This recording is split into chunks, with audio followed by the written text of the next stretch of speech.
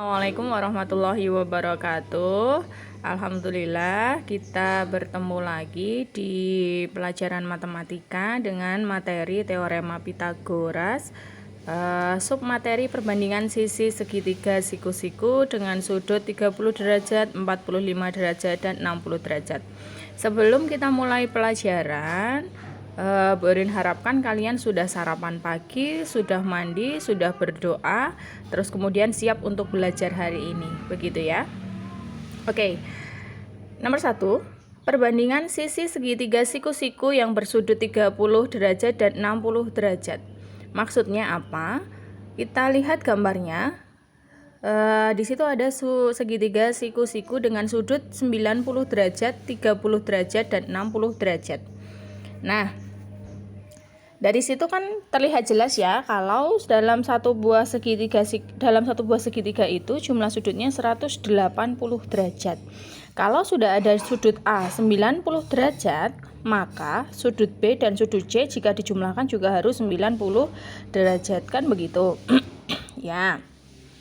Terus kalau sudut A sudah 90 derajat, kemudian diketahui sudut B-nya 60 derajat, berarti otomatis sudut C-nya 30 derajat. Kenapa? Karena 60 tambah berapa menjadi 90, kan begitu. Jadi 60 tambah 30 begitu. Oke. Terus di situ ada bilangan yang dilingkari. Maksudnya apa? Yuk, di hadapan 30 derajat nanti mempunyai sisi perbandingan 1. Artinya di hadapan 30 derajat gimana? Tarik aja C ke hadapannya, seret, berarti ke arah 1, kan berhadapan gitu. Terus di hadapan 60 derajat, mana 60 derajat? Ya, di sudut B. Ditarik ke depan, berarti ke arah negatif 3, ke arah akar 3. Oke, berarti di hadapan 60 derajat ada akar 3 perbandingannya. Terus kemudian di hadapan 90 derajat. 90 derajat berarti sudut A. Sudut A ditarik ke depan, seret. Ada bilangan 2, kemudian dilingkari di situ. Berarti perbandingannya di hadapan 30 derajat itu 1, di hadapan 60 derajat itu akar 3, di hadapan 90 derajat itu 2. Ya. Sekarang Bu Erwin coba bertanya dengan kalian. Antara akar 3 dan 2 itu bilangannya besar siapa toh? Besar akar 3? Apa ya, kita cek. Akar 3 dan 2. 2 itu merupakan akar berapa? 2 itu akar siapa sih? Akar 4. Ya, berarti akar 3 dan akar 4 besar siapa? Besar akar 4. So, akar 3 dan 2 otomatis besar 2 karena kan 2 akar 4. 3 sama 4 kan besar 4, ya kan? Jadi akar 3 sama akar 4 besar akar 4. Akar 4 adalah 2, jadi akar 3 lebih kecil dari 2. 2 lebih besar dari akar 3, begitu. Dieling-eling. 30 kecil berarti 1, 60 tengah-tengah berarti akar 3, 90 paling besar berarti 2. Begitu cara gampang yang ngeleng-ngeleng. Itu jika segitiga siku-sikunya bersudut 30 derajat, 60 derajat, dan 90 derajat. Sekarang jika perbandingan sisi segitiga siku-siku jika sudutnya 45 derajat. Lihat segitiga ABC di bawahnya. Di situ ada sudut A-nya berapa derajat kalau siku-siku seperti itu? Ya, 90 derajat. Kemudian diketahui sisi sudut B. Sudut B-nya sudutnya 45 derajat. 90 derajat untuk menjadi 180 derajat, kan sebuah segitiga tadi jumlah sudutnya 180 derajat. Kalau sudah ada 90 derajat, berarti kurang 90. Kalau yang di atas tadi 60 dan 30, yang di bawah ini 45. Berarti kalau 45, satunya mesti 45.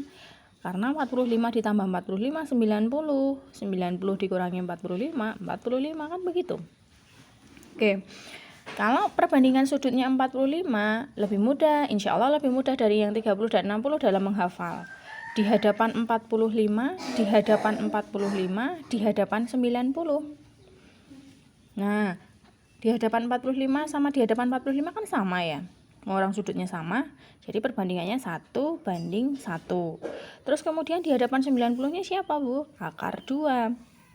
Jadi, di hadapan 45 derajat itu 1, di hadapan 45 derajat itu 1, di hadapan 90 derajat akar 2. Oke, teorinya memang agak lebih rumit ya, tapi insya Allah nanti kalau sudah di soal, insya Allah lebih mudah. Yuk, nomor 1. Diketahui segitiga ABC, siku-siku di A. Panjang AB sama dengan 24 cm, sedangkan sudut ACB adalah 60 derajat.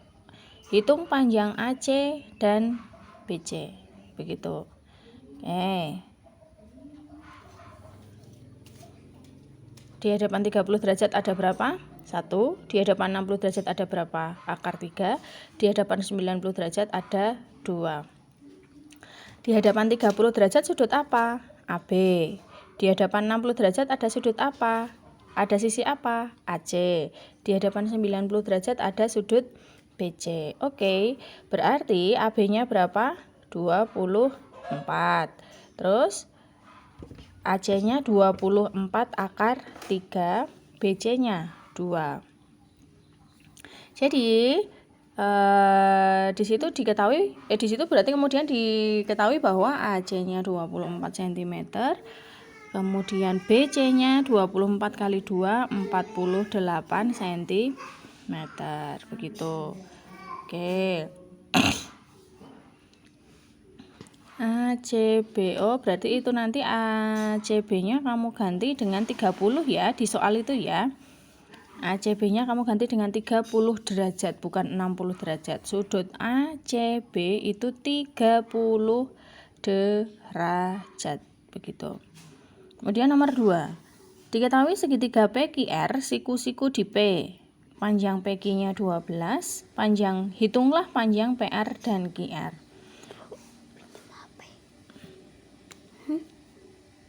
Di hadapan 45 derajat tadi perbandingannya 1, di hadapan 45 derajat perbandingannya 1, di hadapan 90 derajat perbandingannya akar 2. Oke, berarti PQ dan PR itu panjangnya sama. Kemudian nanti QR panjangnya tinggal ditambahi dengan akar 2. Di situ diketahui PR-nya 12, otomatis PQ-nya juga 12 karena PQ dan PR kan sama. Jadi, segitiga siku-siku dengan sudut 45 derajat itu adalah segitiga siku-siku sama kaki. Jadi kaki-kakinya panjangnya sama, kemudian sisi miringnya sebagai alasnya. Nek bisa bayangke seperti itu. Dibayangke aja, segitiga siku-siku sama kaki. Jadi tegak dan lurusnya panjangnya sama. Jadi 12 kemudian 12 akar 2. Jadi panjang PR-nya 12 cm, QR-nya 12 akar 2 cm. Begitu. Terus kemudian sekalian untuk F, aplikasi teorema Pitagoras dalam kehidupan sehari-hari. Nomor 1, sebuah tangga bersandar pada tembok rumah. Jika tinggi tembok 8 meter dan jarak tangga dengan tembok 6 meter, maka A. Gambar sketsa keadaan tersebut, kemudian B. Hitung panjang tangga. Jadi kamu bayangkan dulu ada yang dulu pernah Bu Erwin sampaikan dulu itu ya.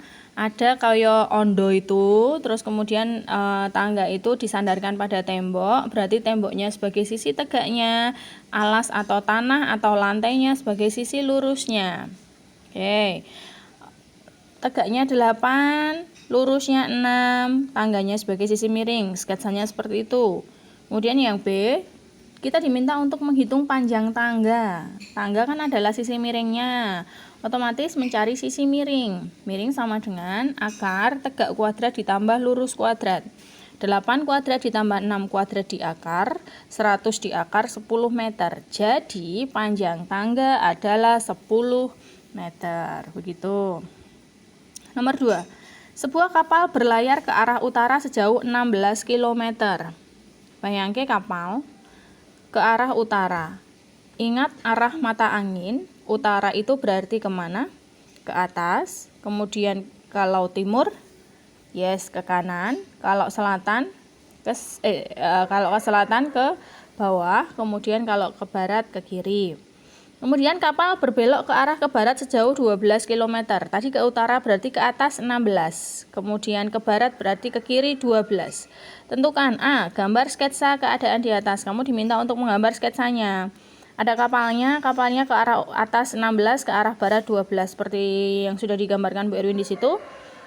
Kemudian ditarik garis miringnya. Jadilah dia segitiga siku-siku. Pertanyaan A sudah, pertanyaan B, jarak perjalanan kapal keseluruhan. Perjalanan kapal keseluruhan berarti 16 ditambah 12 sama dengan berapa? 28 km. Jika menggunakan Pitagoras, dapatkah kapal sampai ke tujuan? Apakah jarak yang dihasilkan jauh lebih dekat atau jauh lebih jauh, kan begitu? Yuk, cek. Kalau pakai Pitagoras berarti kita menghitung sisi miringnya. 16 dan 12 dicari sisi miringnya, ketemunya berapa? 20 km. Jadi, kalau tadi ke utara kemudian ke barat kita menempuh perjalanan sejauh 28 km. Sementara jika menggunakan Pitagoras dari titik awal menuju titik yang ke akhir tapi dengan sisi miring. Kalau Bu Erin dulu menyampaikan dengan jalan pintasan, ternyata hanya 20 km. Berarti disimpulkan dia lebih jauh apa lebih dekat kalau menggunakan sisi miring segitiga siku-siku? Ya, lebih dekat. Makanya aplikasi teorema Pitagoras dalam kehidupan nyata seperti itu. Kita bisa menggunakannya untuk mencari jalan yang lebih dekat. Begitu. Soal terakhir nomor 3. Panjang hipotenusa sebuah segitiga siku-siku adalah 50 cm. Apa itu hipotenusa? Hipotenusa adalah sisi miring dari sebuah segitiga siku-siku. Jadi, kalau ada kata-kata panjang hipotenusa, berarti itu adalah sisi miring. Ya, sisi miringnya 50 cm.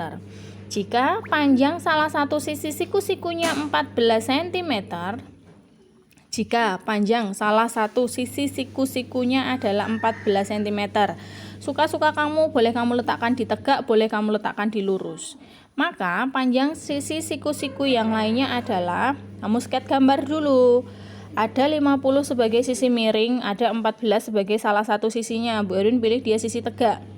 Kemudian kita cari sisi yang lain. Kalau Bu Erin sudah punya sisi tegak, berarti kamu mencari sisi lurus. Lurus sama dengan miring kuadrat dikurangi tegak kuadrat, jangan lupa di akar. Masukkan bilangannya 50 kuadrat dikurangi 14 kuadrat. Ketemulah 2500 dikurangi 196, 2314 di akar. Berapa itu ya? 48 ya? Ya, itu baru salah ketik ya. 48 cm. Jadi nanti kamu ganti sendiri, 49 diganti dengan 48 cm. Begitu anak-anak, materi kita selesai untuk teorema Pitagoras. Besok 1 jam pelajaran, hari ini hari Rabu ya, tanggal 27 Januari 2021. Besok kita ada 1 jam hari Kamis tanggal 28 Januari 2021. Kita ulangan harian tentang Pitagoras. Silakan dipersiapkan sebaik mungkin. Jangan lupa catatannya dicatat sampai akhir ini. Terus kemudian untuk tugas bulan depan, maksudnya bukan bulan ini ya, bulan ini sudah ada jadwalnya. Untuk tugasnya Bu Erin kelak tatap muka untuk 2 bulan berikutnya itu hanya memfotokopi catatan-catatan kamu. Jadi Bu Erin tidak memberikan tugas untuk portofolio dan seterusnya, tidak. Hanya memfotokopi catatan-catatan kamu sampai dengan akhir. Begitu. Jadi dicicil-cicil dulu untuk mencatatnya biar nanti tidak keberatan. Tugasnya pelajar belajar. Jadi nek tidak didhawuhi Bapak Ibu untuk misalnya mencuci piring, menyapu dan seterusnya, segera diselesaikan tugas-tugas dari Bapak Ibu guru supaya tidak menumpuk-numpuk. Begitu anak-anak, semoga sehat selalu. Jangan lupa sholatnya, jangan lupa tilawahnya, jangan lupa bahagia. Assalamualaikum warahmatullahi wabarakatuh.